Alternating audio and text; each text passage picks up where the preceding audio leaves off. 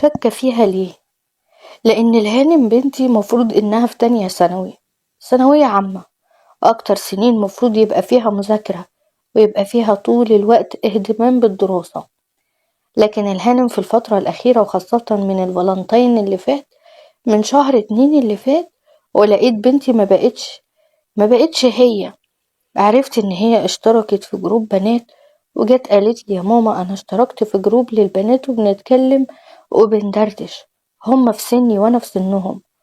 قلت لها جميل يا حبيبتي ماشي مفيش مشكلة، وما خدتش في دماغي.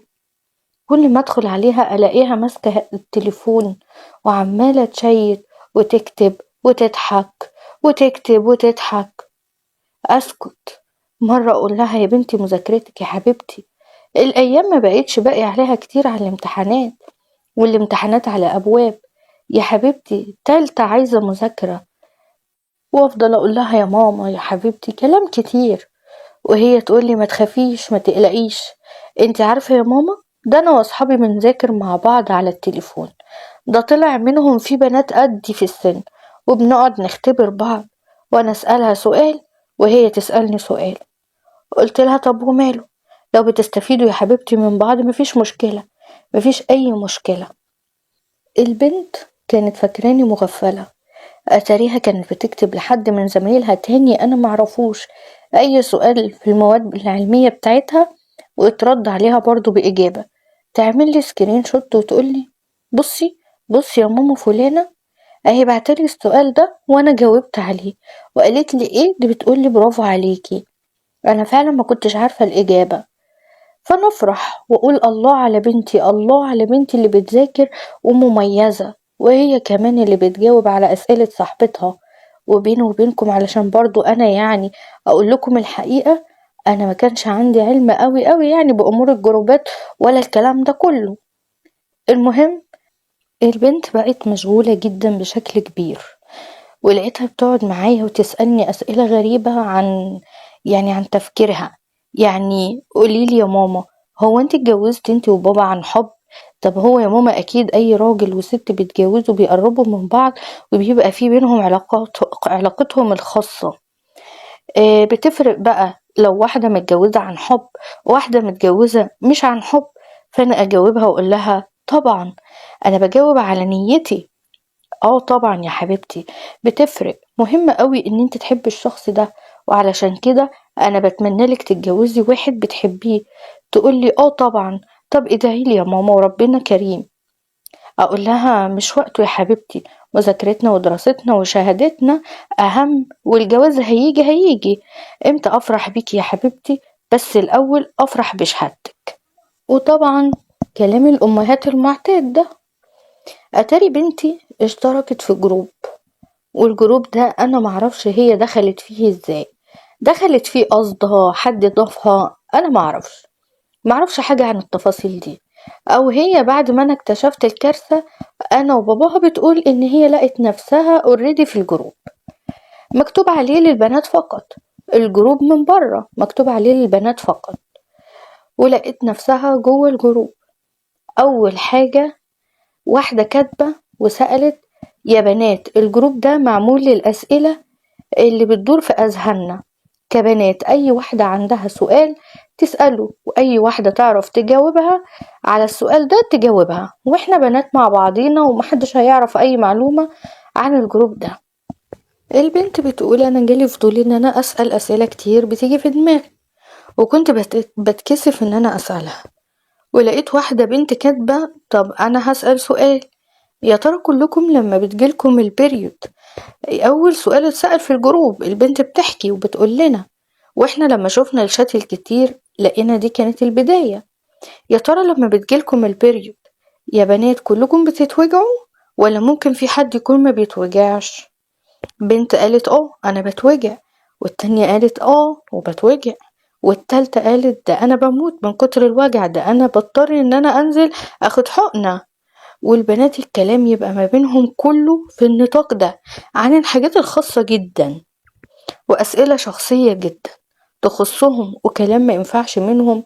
بنت كانت سائلة بتغيري هدومك الداخلية كم مرة في اليوم؟ واحدة بتقول لها انا نفسي اتعود ان انا اغير كذا مرة. كلام طبعا يعني في حاجات اجرأ من كده بكتير، وانا بقول لكم بس مقتطفات كده او ملخص من اللي اتبعتلي. واحدة قالت لها انا بغير اكتر من مرة، والتانية قالت لها انا نفسي اتعود على كده. وابتدى بقى الكلام ما يقفش عند هنا وبس، ده ابتدى الكلام يوصل للأشكال بتاعة الهدوم الداخلية، وإن المفروض تجيبي شكل معين، وإن الشكل ده بيبقى مغري أكتر. ولو واحدة اتجوزت، أقسم بالله اللي أنا بحكيهولكم ده كان جوه الجروب مكتوب كده بين بنات المفروض إن كلهم في سن واحد وأعمارهم واحدة، وكلهم يعني متفقين إن كلهم ما بين 15 و19 و20 سنة، وبنتي كانت في النص. وابتدى الكلام يتطور ما بينهم وتفاصيل التفاصيل، ويحكوا لبعض، لدرجة برضو من ضمن الأسئلة: في حد منكم شاف أفلام إباحية؟ واحدة بعتت وقالت أيوة أنا شفت. طب إيه الحلو فيها؟ قالت لها لأ، ده أنا هبعت لكم وتشوفوا وتقيموا انتوا بنفسكم. وابتدت تبعت الحاجات دي ليها علاقة بمشاهد إباحية، وبنتي بتشوف هي وأصحابها بيشوفوا، وواحدة عاملة مصدومة ايموشن صدمة كده، والتانية تقول انا ما توقعتش ان في كده. وبنتي كاتبة ايه ده ايه ده، هو في ايه، هو في كده بجد؟ وكله عمال يتكلم وكله عمال يزود عن التاني، وكل يوم فكرة أنيل من اللي قبلها، وموضوع أجرأ من اللي قبليه، وبجاحة وجراءة وكلام، لدرجة انهم اتكلموا في العلاقة بين الراجل ومراته. كلام قذر حقيقي. وكل ما واحدة تسأل في معلومة تانية تقول لها اصبري اصبري هوريكي، يعني قصدها ايه اصبري هفهمك اكتر. وتبعت مقطع كده، تبعت فيديو، ويبتدوا يتفرجوا على الفيديوهات دي، وكل واحدة تقول رأيها. كل ده وانا معرفش اي حاجة، ولا انا ولا ابوها، وفاهمة ان بنتي بتذاكر على الموبايل زي ما هي بتفهمني، وان هي بتبعتلي السكرينات وبشوفها وهي مجاوبة على الاسئلة. وطبعا دي كلها وهم، بتبقى متفقة هي وواحدة صاحبتها انت هتسألي وانا هجاوب عليكي، وانت تردي عليا وتقولي انت ذكية جدا، وكلها اشتغالات في اشتغالات، وانا معرفش حاجة. لحد ما هي واصحابها على الجروب لعبوا لعبة، ان ايه رأيكم ان احنا نتكلم في العلاقات الخاصة اللي ما بين ابهاتنا وامهاتنا، كل واحدة تحكي هي بتشوف ايه في البيت ما بين ابوها وامها. بنتي كاتبة بتقول لا لا يا جماعة مش للدرجاتي، ما ينفعش ان احنا نتكلم في مواضيع زي كده. فواحدة ردة وقايلة بطلي هبل وتخلف، بالعكس ده احنا بنكتسب خبرات علشان نتفادى اخطاء اهالينا. فواحدة بعتلها ايموشن تسقيف، ايوه كده برافو عليكي صح كده، عندك حق، احنا خلينا نحكي. فواحدة قالت لها طب انا هبدأ. انا دايما بلاحظ ان بابا اول ما بيجي البيت ماما بتفضل تتكلم معاه شوية، وبعد كده هو وهي يدخلوا اوضة النوم، وبعدها تدخل وراه ويقفلوا الباب على نفسهم، وبسمع صوت ماما وهي بتضحك جامد قوي. ده جزء من اللي مكتوب. فالتانية قالت لها وانتي بتبقى فاهمة هما بيعملوا ايه؟ قالت لها طبعا، هو انا عبيطة؟ بس اخويا الصغير هو اللي جه سألني هو بابا وماما ليه دايما بيدخلوا يضحكوا قوي وصوتهم بيبقى عالي كده. فرديت قلتله لما تكبر هتفهم. وقعدت تضحك قوي. راحت البنت التانية ردت قالت لها لا ده انا بيحصل اكتر من كده بكتير، انا بابا بقى ما بيحبش خالص خالص يقعد في البيت غير بهدومه الداخلية. عفوا يا جماعة انا بعتذر لكم طبعا، بس الهدف هو ان انا انبهكم ان انا بحكي لكم كارثة حقيقية وكلام بيحصل على الشات. بتقول فهو قاعد بالهدوم دي احيانا في حاجات بتبقى ظاهرة منه وباينة من جسمه، فماما بتقعد تهزر معاه عادي بالايد واحنا قاعدين عادي. فراحت بنت ردت قالت لها ايه ده بجد وانتم قاعدين كمان؟ قالت لها اه يا بنتي عادي. المهم جه الدور على بنتي، طب هي هتسكت؟ ابتدت تقول انا ما بشوفش حاجة ما بين بابا وماما بس انا هبتدي اخد بالي. قالوا لها اه طب ايه رأيك او ايه رأيكم كل واحدة فينا يبتدي ياخد باله من الحركات اللي بتحصل بين أبوه وأمه ويقول لنا عليها. فواحدة اقترحت اقتراح وقالت طب أنا عندي فكرة مجنونة مش عارفة مين هيوافقني عليها، ايه رأيكم ان احنا نحاول نصور العلاقة الخاصة ما بين أبونا وأمنا؟ فواحدة اعترضت وقالت لها لا لا طبعا ما ينفعش. راحت واحدة تانية قالت لها وايه المشكلة يا جماعة، احنا قلنا ان الجروب سري واحنا بنكتسب خبرات. راحت بنت من البنات قالت ما ينفعش، طب افرضي اهالينا عرفوا.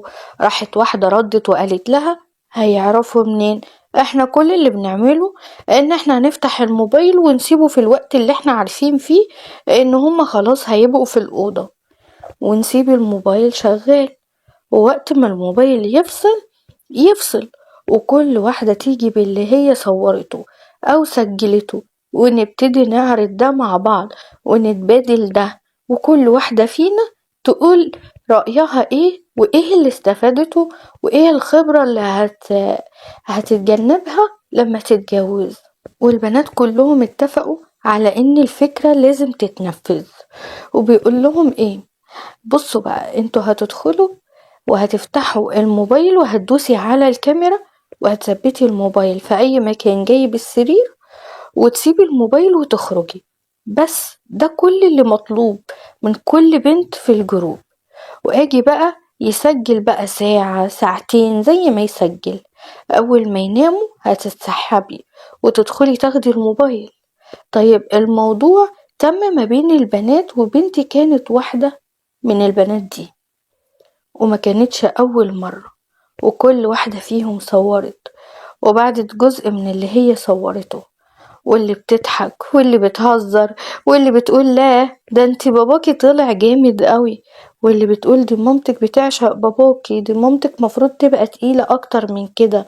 وكلام في منتهى الوقاحة وقلة الأدب، كلام في منتهى الدناءة والقذارة، وعمالين يتكلموا مع بعض بكل جراءة وبكل أريحية ووش مكشوف.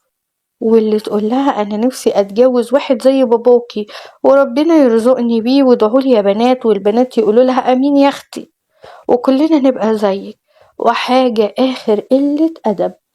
كل ده وأنا معرفش حاجة، أنا زي الهبلة زي كده اللي نايمة على ودانها مش فاهمة أي حاجة. لحد ما في مرة نايمة أنا وأبوها الساعة تقريبا كانت 4 الفجر، ولقيت بنتي زي الحرامية بتتسحب على طراطيف صوابعها وداخلة الأوضة. كنت أنا بدأت أشك فيها لأن في مرة من المرات كانت بتبص عليا أنا وأبوها من العين السحرية وأنا بفتح عادي، وكنت رايحة أجيب حاجة من المطبخ بفتح لقيت بنتي ساعتها ارتبكت وقالت لي اصل انا كنت هخبط عليكم، اصل انا كنت محتاجة حاجة يا ماما، كنت عايزة اسألك في حاجة بس اتكسفت منك. وانا ساعتها برضو يعني مديتش اخوانا، بس حسيت ان في حاجة غلط، دي مش بنتي، بنتي على طول قاعدة على الموبايل ما بتسيبهوش. اسئلتها بقت جريئة جدا، بقت تتكلم بطريقة غير الطريقة اللي انا متعودة على بنتي فيها وعلى خجلها، لدرجة ان حتى لما بقى يجي مسلسل او مشهد في التلفزيون في 2 بيقربوا لبعض كنت زمان احس ان هي بتتخجل كده، وبالذات لو باباها قاعد الاقيها بصت في حتة تانية وحاولت تفتح موضوع مع اخواتها وقامت من القعدة. دلوقتي بلاقيها بقت منفتحة قوي ومركزة زيادة عن اللزوم، فانا كان قلبي مش مرتاحة. فسكت وعملت نفسي نايمة ولقيتها حاطة التليفون جنب الدولاب، حطاه كده يعني قرب الدولاب وزي يعني ما يكون حاطة لازقة دبل فيس وحاطة التليفون ومعلقاه كده في حتة احنا ما ناخدش بالنا منها اصلا ما بين الضرفتين، والطبيعي الضرفتين بيبقوا عاملين كده فانا مش مركزة، فايه يعني افتكرها ان هي مقفولة مفتوحة. المهم هي حشرة التليفون ومعلقاه وبتاخد التليفون في اللحظة دي. قمت صوتت وقلت لها انتي ايه اللي جابك هنا وبتاخدي ايه دلوقتي وخدتي ايه من الدولاب؟ انا ما كانش في دماغي ان هي بتاخد التليفون يا جماعة، انا قلت ان البنت دي بتاخد حاجة من الدولاب من غير ما احنا نحس، جه في دماغي انها مثلا بتاخد فلوس من الدولاب، فقمت صوتت. ابوها صحي، ولعنا النور ولقيناها قاعدة بتترعش وايديها بتترعش والموبايل وقع منها في الارض. كنت بتاخدي ايه من الدولاب؟ ما كنتيش بتاخدي حاجة، يعني انتي اخدتي ايه؟ المهم ايه، قعدنا نستجوبها كده وضغطنا عليها وبنبص لقينا الكاميرا لسه مفتوحة. بنمسك التليفون ولقيت انا وابوها مع بعض المشهد ده اللي بقى في ايدي ساعتها. ابوها ما بقاش مصدق، اتعصب عليها جدا وقال لي اقفلي باب الأوضة علشان اخواتها ما يسمعوش، وقفلنا بالمفتاح. قال لها انا عايزة افهم بقى في ايه بالظبط، ازاي ده متصور، افتحي لي الاستوديو. طبعا عاملة باسورد على كل حاجة. فتحت ولقيت فيديوهات في منتهى القذارة، ومش فيديو ولا اتنين، ده كتير فيديوهات لينا كتير، وفيديوهات غيرنا، وفيديوهات لأجانب، وفيديوهات إباحية كتير جدا. أبوها قال لها انتي لو ما حكيتليش ايه اللي حصل بالتفصيل مش هخليكي تنفعي تاني، هخليكي ما تنفعيش خالص، احكيلي اللي حصل بالتفصيل. البنت قعدت تتراش وترتبك، وانا اتعرفت على البنات وطلبوا مني وهم عاملين تحدي وبيقولوا عشان نستفاد من الخبرات، كلمة من الشرق وكلمة من الغرب. ابوها ما بقاش مستحمل، فضل يلطش فيها بالأقلام ويقول لها لو ما حكيتليش هموتك وهخلص عليكي، وكنت بتودي الصور دي فين، وكنت بتودي الفيديوهات دي لمين. والراجل هيتجنن بمعنى الكلمة، لحد ما قالت انا كنت في جروب. قال لها وريني الجروب، وفتحنا الجروب وشفنا كل البلاوي اللي انا حكيتها لكم دي. كل اللي انا حكيته ده جزء صغير قوي من الكلام اللي داير من اول الفالنتين بتاع عيد الحب اللي فات. النهاردة بتكلم في يجي اكتر من 6-7 شهور. بنتي ما بقتش بنتي، بنتي خدوها وادوني واحدة تانية، واحدة في منتهى الوقاحة والسفالة. مش دي بنتي، بنتي كانت بتتكسف من خيالها، بنتي كانت بتتكسف من خيالها ولقيتها بتتكلم وبتتابع وبتبعت وبتقول ألفاظ وكلام في منتهى القذارة. ومش هي بس، هي واللي معاها في المجموعة. طبعا أنا ما بقيتش عارفة أتصرف وما بقيتش عارفة أعمل إيه، بقيت ألطم على وشي وأصوت وأصرخ وبس، وأقول لها مين اللي دخلك الجروب ده؟ تقولي معرفش، أنا لقيت نفسي على الجروب ده ومعرفش مين اللي دخلني. جوزي وبكل سذاجة بعت على الجروب فويس شتيمة، وانا هوديكم في داهية، وانا قفشتكم يا ولاد كذا ويا ولاد كذا، وشتيمة شتيمة، وانا هوديكم في 60 داهية، وهعرف انتوا مين ومين انتم، واكيد في حد وراكم، واكيد انتوا مش بنات. وقعد يقول ده يعني ممكن يكون ناس منتحلة الشخصية وعاملين انهم بنات ومش هم بنات اساسا. وقعد يضرب في البنت وضرب مميت ويقول لها ازاي انتي ساذجة للدرجة دي، ازاي انتي عبيطة للدرجة دي، ما شكتيش ان ممكن يكون مش بنات. وبنتي بعت صورها، بعت صور يعني، ودي كانت من ضمن الحاجات اللي مطلوبة، هم يتكلموا مع بعض، كل واحدة تبعت صورتها وكل واحدة تقول لنا مقاس وسطها قد ايه وتبعت صورتها، وكلام قذر، كلام قذر جدا. وبنتي كانت بتبعت، وبنات تانية مش بنتي بس، في بنات تانية من اللي في الجروب باعتين. طبعا باباها اتجنن، قعد يبعت في شتايم، مفيش 10 دقايق والجروب اتقفل خلاص، ما بقاش ليه وجود، واحنا مش عارفين اي حاجة. طبعا من رعبنا وخوفنا قررنا ان احنا نروح نعمل محضر في مباحث الانترنت، بس احنا خايفين وما بقناش عارفين فعلا اذا كان في حد منتحل شخصية بنات او كان في حد مدسوس جوه الجروب ده، ممكن يكونوا شباب.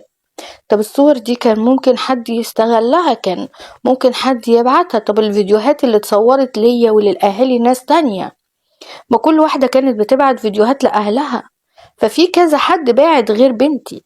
طيب دول الفيديوهات دي راحت فين والمين؟ ممكن تكون بتتباع. أسئلة كتير احنا مش عارفين اجابتها، كل اللي احنا عارفينه ان احنا قدام كارثة.